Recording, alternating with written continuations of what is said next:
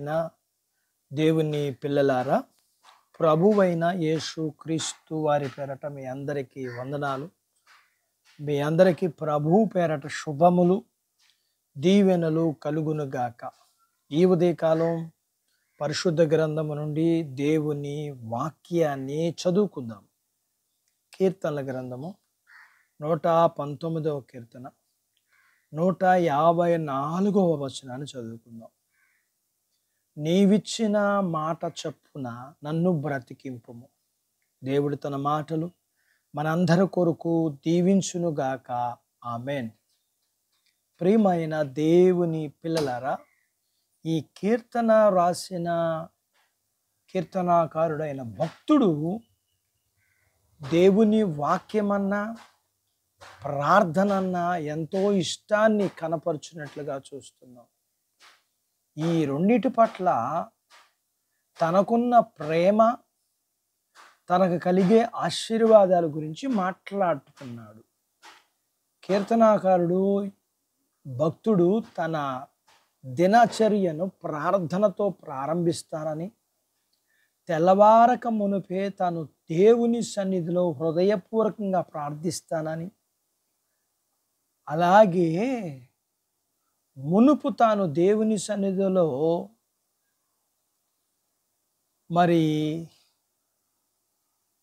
దేవుని వాక్యాన్ని ధ్యానించడానికి రాత్రనక పగలనక అనగా దేవారాత్రులు ధ్యానిస్తానని చెబుతున్నాడు. దేవుని పిల్లలమైన మనం కూడా ఈ భక్తునికిలాగా మన ఆత్మీయ క్షేమము కొరకు క్రమముగా ప్రతి ఉదయము ప్రార్థన, అలాగే వాక్య ధ్యానమునకు తప్పనిసరిగా సమయాన్ని మనము సమకూర్చుకోవాలి. ఎందుకంటే ఈ వాక్యం మనల్ని బ్రతికిస్తుంది.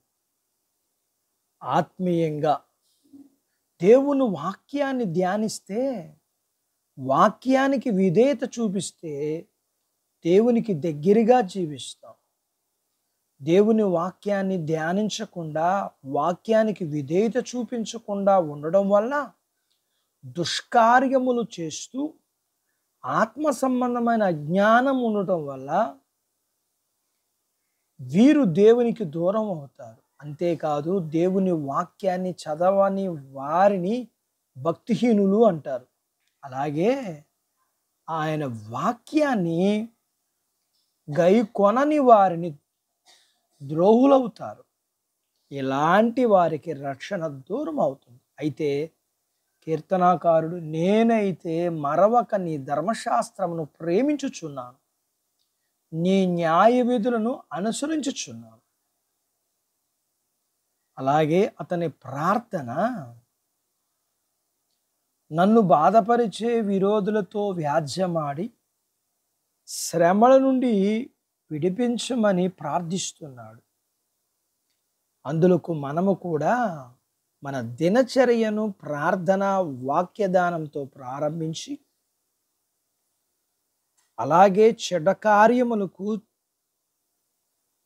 చెడు చేసేవారికి దూరంగా ఉంటూ, దేవునికి సమీపంగా ఉంటూ, ప్రార్థనలో వాక్య ధ్యానంలో కొనసాగుటకు దేవుడు మనకు సహాయం చేయునుగాక. దేవుడు తన మాటలు మనందరి కొరకు దీవించునుగాక. ఆమేన్. ప్రార్థించుకుందాం. నాతో పాటు ఏకీభవించండి.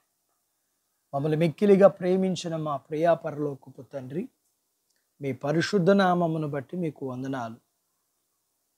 మేము ఆత్మీయంగా బ్రతకడానికి మా జీవితంలో ప్రార్థన వాక్య ధ్యానం మమ్మలను ఏ రీతిగా మీకు కృతజ్ఞతలుగా ఉంచుతుందో, ప్రార్థనకి వాక్యానికి మేము దూరం అవుతే ఏ రీతిగా మేము దూరం అవుతామో, ఎలాంటి వారిగా ఉంటామో మీ పాదాల దగ్గర నేర్చుకోవడానికి సహాయం చేశారు.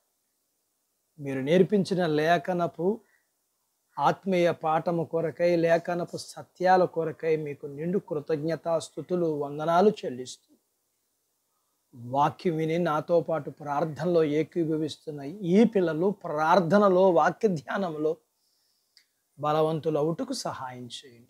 మీ పిల్లలని కలిగినంతటిని దీవించండి. చిన్న బిడ్డలను, యవనస్తులను, వృద్ధులు, స్త్రీ పురుషులను దీవించండి.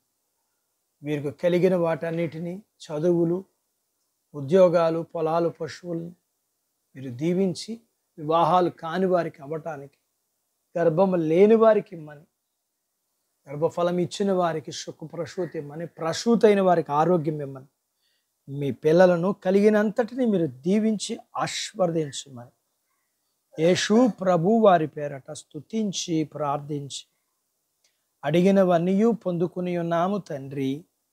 ఆమెన్.